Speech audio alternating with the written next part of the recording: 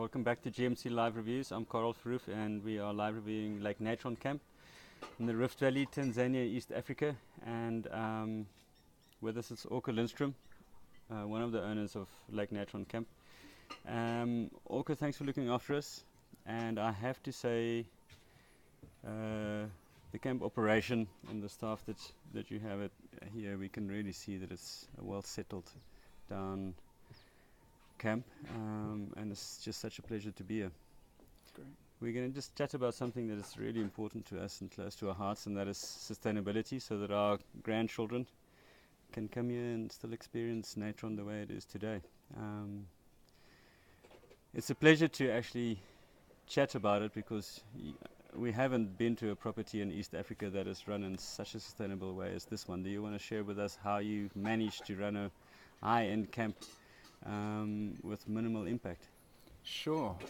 It's very much core to everything that we do, and actually that was one of the preconditions. We bought this property off someone else originally and then actually redid absolutely everything here, but one of the preconditions was that we did it in a sustainable way. And so for us, what that means is it's very much triple bottom line stuff. I mean, we're trying to look after the environment, very much trying to look after the people, and then also we're trying to make sure it's a viable business and so that it's healthy for the long term for everybody. And part of that, when we set it all up, was making sure that we had this commitment to being removable, first of all, trying to keep our footprint down, using materials such as all this decking that surrounds us out of recycled plastic. Even everything we're sitting on right now is built on recycled materials and plastic. The glasses, everything that's here pretty much is recycled, but also made locally as well. So all of our tents, everything else, so all of the income to even start this place off came from local sources, which is very important to us.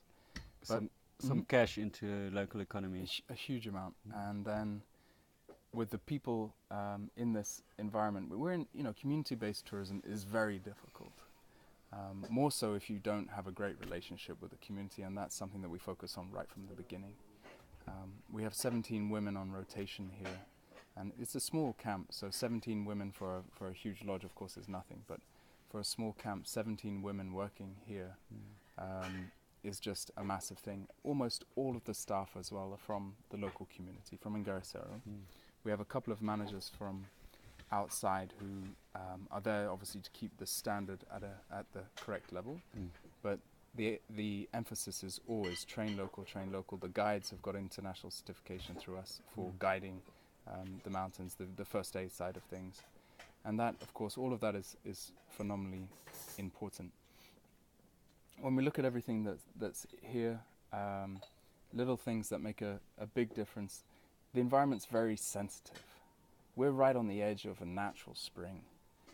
Animals come in here, and by protecting over a kilometer radius and keeping cows out, things like that, we're able to get all the vegetation back, and the animals sure enough come in. They come in for the water, they come in for the grazing, but we can't destroy this water source, and so things like the toilets are composting toilets, and that waste, once it's been sitting there for long enough, we're able to take, we could probably liberally throw it around once it's broken down, but we don't. We put it into sand traps to be super careful, and all waste, any plastic, anything that is not from this area is taken out. But then also with things like vegetables, we've got a relationship with the village where we're buying locally as well, and all these little things add up to make a huge impact on the local environment, and certainly reinforces our commitment to this habitat. We need to be able to leave this in a great shape for the future. Yeah, I think the conservation model is one for the future. I mean, if you look at the conservancies around the Mara, it's based on a similar principle, and I personally believe that for us to conserve areas, it will have to have benefit for the people whose land it is, or who is surrounding that piece of land. Otherwise we will just never be able to look after habitat in areas. So a great model that you are following, and it's one that's forward thinking, and especially in a remote area you know, it's easy to do things in a place that's well developed, but for you to come out here and enforce that model and put that model in place in a place that's fairly remote is commendable, I must say. Yeah, there's certainly one aspect of our business model that I think perhaps is not so obvious to people just thinking about booking for the first time, is we're really trying to develop higher end tourism in the area. So putting in the airstrip, slowly extending the airstrip, we are definitely trying to put this place on the map. Another part of that is we've been developing new trekking programs. We keep developing new routes on Lengai to make that a safe product, but Empekai to Natron here, over all the way to Gold to Olduvai, these trekking routes are going to be phenomenally important over time, and that's something that we, again, part of what we bring as outsiders, although we're also insiders here as well, but we're bringing in new ideas, new knowledge, and this all gets shared, and that's important. Expanding product.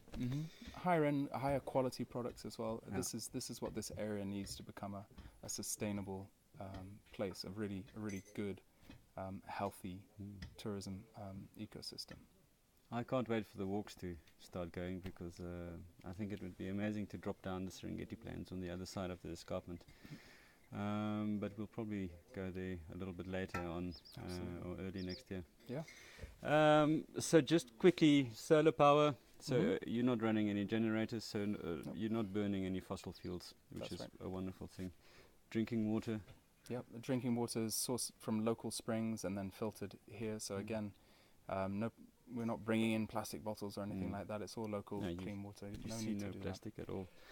And then your refuge, you obviously take things and recycle them when you, so everything leaves Lake Natron camp. And as you touched on last night, that the camp is also constructed in a way that's non-permanent. There are no foundations. There's nothing that will be left behind. So you can pack it all up, and if you so want to. And then the other big point is, because all of the activities are very close, we very much encourage people to get out of the cars. There's no point burning fossil fuels to go to the footprints, which are, not even 10 minutes walk away, or down to the lake to see the flamingos. Again, so minimizing that footprint however we can do it is part of the objective, and that's certainly what this camp gives, is get out of the car. But obviously it's a good thing for many reasons. Walk a little bit, stretch those legs. Perfect. Orca, thank you very much. What an incredible product, and really well managed and run in a sustainable way. We congratulate you on that. Thank you. Karel Verhoef, GMC Live Reviews. We'll chat to you soon.